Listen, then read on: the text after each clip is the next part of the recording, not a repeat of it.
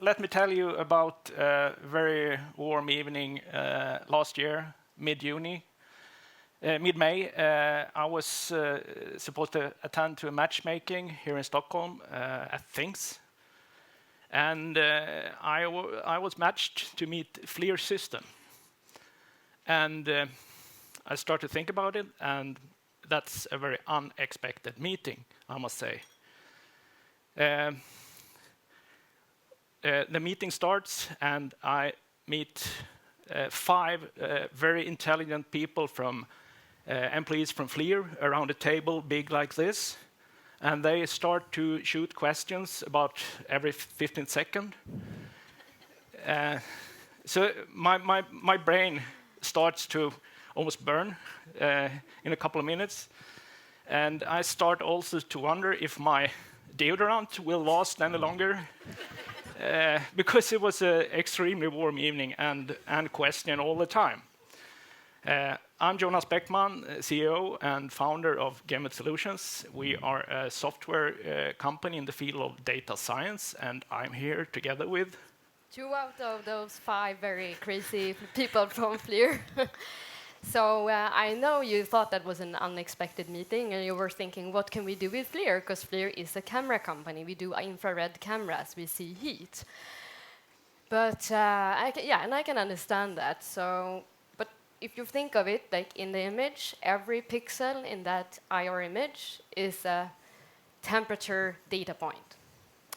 So data is what they do and what they are good at. So we were thinking, of course, this is a match in heaven. Think what they could help us do with all that data. So I'm Sarah Haag from FLIR Systems, where I am the Director of Digital Solutions, and I'm here with Lucas Sigelmark, Product Manager. Right. Den knappen var det. So. Have you ever heard about drip? It's a kind of disease. And this elk, he has this disease. He has a lot of information, a lot of data. He knows the forest. He knows where to eat, where to walk, but he has no clue where is the hunter. And this is our platform that can cure the drip. It's a dashboard from our data analytics platform. It is not another BI tool. It's an amazing tool to actually bring out dynamic data sets from history until real time. And we can do that in seconds, not in minutes, not in weeks, and not in months. So it's super fast to grab new data sets.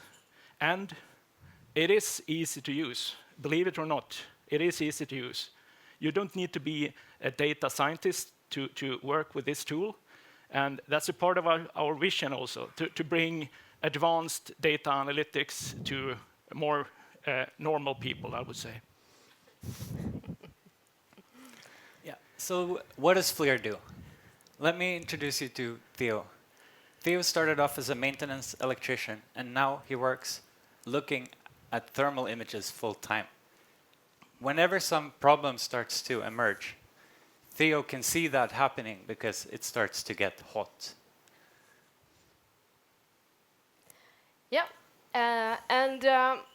so FLIR has been in this business for a long time, and we started out like really, really, really big systems that you needed a smaller truck to move around, and you actually had to bring with you like a thermos of liquid nitrogen to pour into your systems out in the field to get the crisp data image. Over time, as everyone knows, you do a lot of hard work, and now we do have these small hand-carried systems. So you could think, what is the problem? Well, the problem is that the competition is catching up. So it's not really sufficient for us to just stay there as a hardware company. If you add to that, I think it was mentioned earlier here during one of the first sessions, that if you look into the industries as well, the trends where everyone is looking to get more automated, and you also want to utilize your workforce more efficient. You don't want to have like this highly educated thermographer. I would argue that thermographer specialist Theo, our customer, he doesn't really have a very bright future. And as such, we at FLIR has a challenge. We really need to do a change. We need to get to the next S-curve. So we started to think of what could we do to increase the value, the customer value, to our end users to continue being relevant for them? And if you go back to Theo and think, what is it that he really does? So he collects data, and then he makes decisions. So what if we could make that job much, much easier for him by adding guided inspections, automated data collections, or in the end, really do the interpretation for him. So he doesn't really have to make those decisions, those are made for him. So we started thinking, like, this is a huge change that we need to do, and do we really know everything that we need to do to do this? And the answer we came up to is, of course not. These answers are all around us in companies. So that's how we started our matchmaking career together with Stina and Ignite.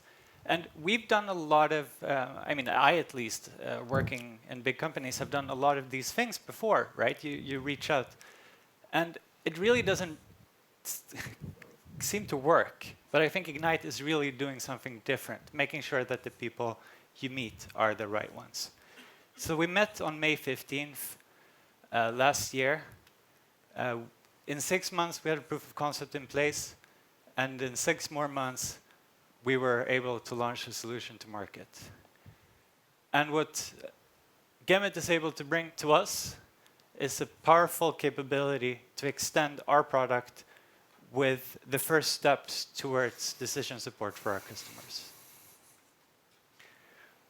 Yes, so going from proof of concept to market introduction is kind of a big step. I think everyone here recognizes that. So thinking back, I can come up with 3 things that made us jump or dare to take that leap. And first of all, as Luke had said, Gemit really enhances our product, our solution. It's a great product. Secondly, as mentioned before, I think we trusted. There was a good trust. It's a professional team, easy to work with. And lastly, mentioned here as well, the business model. I think the way you were thinking around business and working really matched our way of thinking. So that was kind of easy to taking that step to do a commercial agreement, definitely. But also, what choice do we really have? I mean, it's really just to dare, because this way of working is the future. To master kind of the adaptability to new technologies is not something that you can do as a single company. No one can be that subject matter expert on every technology available out there. It's really collaboration with the startups and with other companies as well, partnerships. That is the way of working. So I think we just had to start trying, start to learn. And I'm pretty sure we're gonna do some mistakes, but that's also learning, right? So yeah, we have been a hardware company for a long time. We're doing a shift to be a software company. Challenges, yeah, absolutely, definitely. So we're gonna have to, look at our packaging, we're gonna look at their pricing, we're gonna have to change our go-to-market strategy, and we're gonna have to educate sales, how they're gonna sell something that is kind of not tangible. Marketing, how do we make them launch something that is also, not big bang there just now, but rather continuous development. So yeah, definitely a lot of challenges, but fun, right? And yeah, I don't know, in short, scaling it, making it fly, it's so much more about more than just the product. It's about what we have to do internally with the organization, with the structure, infrastructure, our resources and our people. And yeah, we are looking forward. It's just, take on that superhero piece and go out there and be a bit brave, right? Yeah. So so we started out, we didn't really know how to do this. What we really leveraged was the expertise of Ignite and the network on trying to find our way. And we really kind of took 4 kind of factors that we thought was successful in doing this quickly. The first thing is, of course, just to dare to make the jump. It looks scary, but it's not as bad as it looks. The second part is to really, and I think a lot of people have alluded to this earlier, keep contracts simple. you don't need to figure out everything right away. You figure out things as you go along. Another thing that really was key for us, and I think is to have kind of clarity on roles and the interfaces between both technically and the organizations. Know who's going to do what, and the sooner you figure that out, the better it's going to go. And the final point I think that we were taught is to focus on the win-win and make it cost neutral for the companies. It shouldn't be maybe like a huge win to be working with you, but it's really good if they're not going bankrupt while you're figuring out your corporate bureaucracy. Yep. Correct.